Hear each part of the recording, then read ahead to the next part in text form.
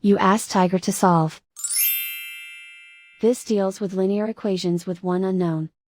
The final result is x equals -4. Let's solve it step by step.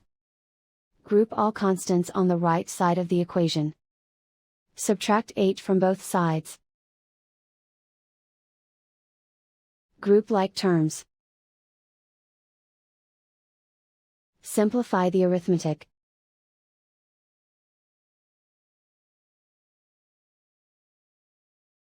Isolate the x. Divide both sides by -6. Cancel out the negatives. Simplify the fraction. Move the negative sign from the denominator to the numerator. Find the greatest common factor of the numerator and denominator.